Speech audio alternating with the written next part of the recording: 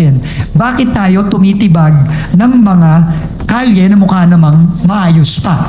At bakit natin ginagawa yun ulit? So I want that to be clear, and I want that in a form of a DO, department order, na transparent.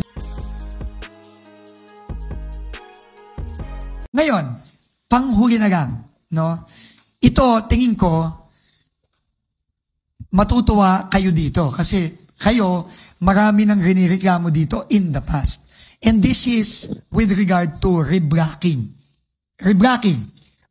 I-explain ko anong reblocking kasi ito talaga, kinakagalit to ng lahat ng mga kababayan natin at naririnig ko na to, elementary pa lang ako. Okay? Simula pa lang na nagkaroon ako ng isip, naririnig ko na to. At sinasabi ng mga kababayan natin, bakit ba merong mga kalye na maayos naman na tinitibag, sinisira, tapos gagawin ulit? Hindi ba? Di ba usong-uso yan? All over the country yan. At ang dami ko nakikita dyan sa mga kababayan natin. No? Kahit tayo, no? Lumaki tayo. Yan ay naririnig natin. Dekada na natin naririnig yan, di ba? Bakit ba ang DPWH binabakbak ang mga kalye na parang okay naman para lang gawin ulit? Di ba? Well, siguro, sa maraming pagkakataon, alam na natin kung bakit. Di ba? Okay. Kasi, pinagkakakitaan lang yun. Pinagkakakitaan yung pagsisira, pinagkakakitaan din yung paggagawa ulit. Correct? Okay. So, effectively now, I will be suspending all reblocking activities. No? Pinapasuspend ko and gagawa ako ng bagong department order on reblocking. Kasi tinanong ko yan dito. In-explain sa akin, sir, kasi meron iba, kailangan talagang i-reblock. Kasi sira na. So, okay, fine. Pero, kailangan may basis tayo at gawin nating transparent sa mga kababayan natin. Bakit tayo tumitibag ng mga kalye na mukha namang maayos pa? At bakit natin ginagawa yun ulit? So, I want that to be clear, and I want that in a form of a DO, department order, na transparent. Para yung mga kababayan natin, alam nila kung bakit sinisira yun. No? Dahil delikado na, o sira na sa ilalim, o whatever. Pero in the meantime, suspended muna. At meron na akong dalawa na example na ginawa. Si Visor, ito, sa Bukawi, Bulacan to, ayan. Tingnan nyo yung kalye. May problema ba yan sa tingin ninyo? Tingnan nyo. Ako, wala naman ako sa mata lang, no? Tinitignan ko, maayos yan. Pero, ayan. So, pinatawag ko kagad tong DE na to, at Bulacan na naman. Bulacan na naman. Anyway, pinatigil ko na yan. And, ito din, nag-report sa akin si Mayor Myla Ting. Nagpapasalamat ako kay Mayor Ting. By the way, nagpapasalamat din ako sa mga kaibigan natin sa Visor. Salamat na hindi nyo pa rin kami nakakalimutan kahit wala na tayo sa DOTR at nagre-reklamo pa rin kayo hanggang ngayon. Tuloy-tuloy nyo lang yung reklamo ninyo at nakakatulong yan sa mga kababayan natin. So, isa naman si Mayor Myla Ting ng Tuguegarao, ayan na naman. May pinakita siya sa atin na ayan, sinisira na naman. Sinisimulan na. Sabi niya, sir, sinisimulan na naman, sinisira na naman yung kalye, okay pa naman yan. Pinatigil na rin natin yan. No? So, sa mga kababayan natin, alam ko, marami sa inyo, galit na galit dito. Diba? Lalong-lalo na, nung bata ako, naririnig ko yung reblocking pagpapagapit yung eleksyon. Maraming nagtitibag. Diba? So, i-report nyo lang po sa amin. At nag-issue na po ako ng suspension order kapag sila hindi sumunod yung mga DE na yan. Again, pasensyahan tayo, no? Bakit? Kung ano, no? Meron lang isang exception lang, yung sa maintenance works. Ibig sabihin nun, yung sira na talaga yon. Ibig sabihin, kung sira talaga, okay, i-reblock mo. Kasi kasama sa maintenance eh. Pero, kung hindi sira, kamukha nung nakikita nyo dito sa Bulacan, saka sa Tuguegarao, bawal muna yan. At magkakaroon tayo ng bagong department order para ayusin na natin ito finally. Kasi, mahigit 50 anyos na ako eh. Simula nung nagkaisip ako, naririnig ko na yan eh. Galit na galit yung mga kababayan natin. So isipin mo, 5 dekada na yun. Diba? So, Yun yung tatlong reforms na i-announce ko ngayon. At tuloy-tuloy lang yan, no? Every week, every other week, meron tayong bagong gagawin para lang talagang, dahan-dahan nating aayusin ng pangmatagalan na itong mga nakikita nating problema sa DPWH. So, with that, thank you very much again, and I'm now open to answer questions from you. Thank you. Kindly state your name and your organization before you ask the Secretary. Thank you. Good morning. Good morning. Good morning po, Secretary. Felix Labar po from DCME. Ulitin ko lang po yung binanggit niyo po suspension doon sa mga reblocking ngayon. Sir, kasama po ba yung mga politiko na nagpo-push doon sa mga reblocking ngayon, doon sa mga May mga kasi kahit sino ang magpo-push, kahit sino ang magpo-push, policy ng DPWH yun. Makasama ba sila? Makakasuhan ba sila? Marereklamo ba sila? Unang-una, uulitin ko, yung pagkaso, yung pagreklamo, ebidensya yan. So, iimbestigahan natin lahat ng mga reblocking. Ngayon, kung sino ang sangkot dyan, at mapatunayan natin na illegal yung ginawa nila, at may anomalya dyan, sabi nga ng Pangulo, pasensyahan tayo. Wala tayong sisinuhin, wala tayong sasantuhin dito. So, pero ang importante, bawal muna to. Hindi po pwede. Hindi ako papayag na under our watch, itong ginagawang to na sa maraming pagkakataon, obvious naman kung bakit ginagawa to, pagpapatuloy. Hindi ko papayagan yan. At again, ulitin ko yung mga kababayan natin, kayong lahat sa media. Report kayo kagad pag may nakita kayo. Papatanggal ko kagad yung DE na yon dahil nag-violate siya ng direct violation yun ng utos. No? At hindi lang natin imbestigahan, pero pasensyahan tayo dyan. Meron po ba tayong pagre-reportan kung saan po ba i-report yung... Padagan nyo lang sa social media ng DPWH para madali. Kamukha ng visor, pinadagan lang sa amin, tinag lang kami. Ganun lang kadali. Wala nang proseso yan. Report nyo lang, padagan kayo ng video, padagan kayo ng picture. Okay na yun, action na namin kagad yun. Dagdag ko lang po, Secretary. Kung minsan po may mga kasabay ng reblocking, may mga gawa din sa mga Maynilad. So nagsasabay yon na nagko-cause tuloy ng baha, tapos disgrasya sa mga kalsada ng mga motorista. Okay, hindi covered syempre yung utilities dito. Diba? Pero makikipag-usap ako sa lahat ng water utilities. Maynilad, Manila Water, Prime Water, at iba pang mga water districts. Siguro i-review na, maganda yung point mo, i-review natin yung guidelines dito. Kasi tama kayo dyan. Minsan may nakikita tayo, may mga water companies na binabakbak, tapos iniiwan na nakabuka.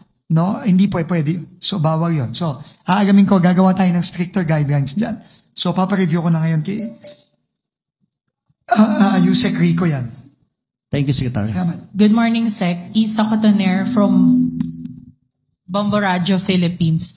Sec, ask ko lang yung reaction nyo regarding dun sa sinabi ni Senator Gatchalian kahapon na dapat daw buwagin ang DPWH kasi mukhang matatagalan daw talaga ang pag-imbestiga dito at kailangan nga magkaroon na lang nga daw ng bagong ahensya. Unang-una, siguro nung first few days ko dito, I might have agreed with with Senator Win, no? And alam mo naman si Senator Win, out of the box mag-isip yan. Pero siguro unang-una kung bubuwag ka, ano nang mangyayari dun sa mga project na critical natin sa DPWH? Alam mo, critical ang role ng DPWH. Paano kung may masirang bridge? Ulit. O paano kapag may sakuna, may earthquake, ulit, may malakas na bagyo ulit, sino ang gagawa nun? So, hindi ganun kadali ang bumuwag, no? So, although na-appreciate ko yung out-of-the-box thinking talaga ni Sen Win, no? Pero, siguro ang hihingin ko na lang sa kanya at sa mga ibang mga legislators natin na hinihiling yon, siguro, bigyan nila tayo ng konting pagkakataon. Isang buwan pa lang naman tayo dito. At tingin ko, marami tayong magagawa na marireforma na hopefully hindi naman kakailanganin gawin yon. Pero uulitin ko, hindi porket magre-reforma tayo, ayusin natin ang departamento, hindi mananagot ang mga taga-DPWH na dapat managot. No, so, gagawin pa rin natin yun. Sabi ko nga, wala akong pakialam kahit maubos lahat ng DE tsaka RD dito. Kung lahat sila, may kasalanan. Pasensyahan tayo. Pero, marami pa rin maayos na tao dito. Yun pa rin ang paniniwala ko. At kailangan lang natin talagang seryosohin ang pagpapanagot at kailangan nating seryosohin yung mga reformang talagang magse-safeguard at magpapabago dito sa ahensya nito.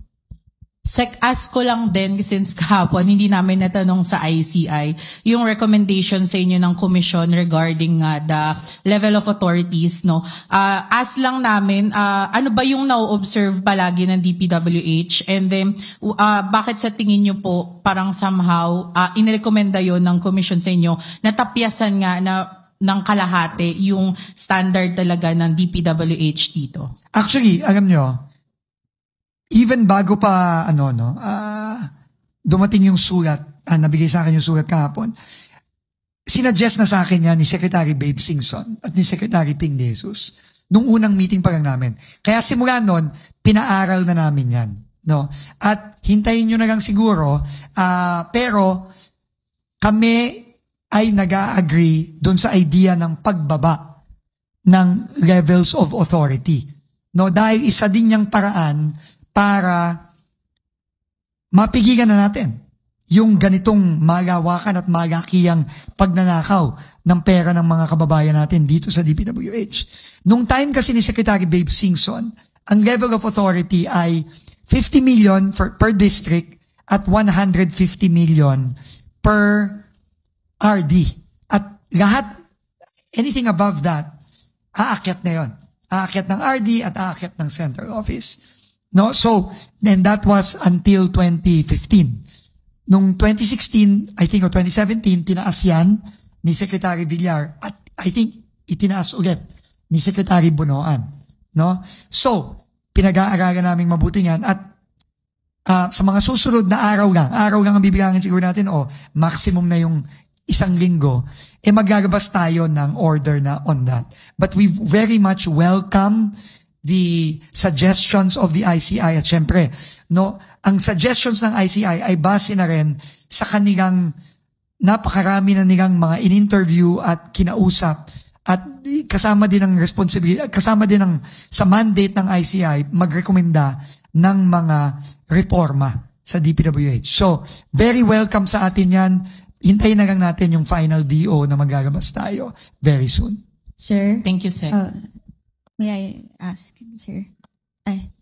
Hello po.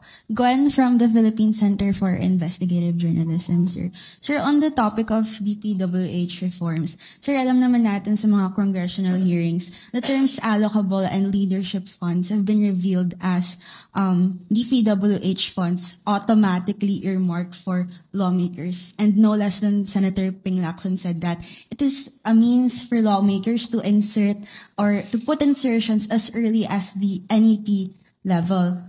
Will the DPWH go as far as stripping those funds from the budget? Okay.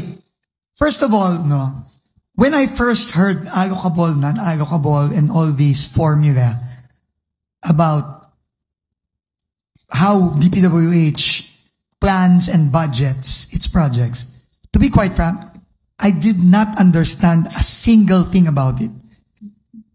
And I have a bachelor's and a master's degree in economics.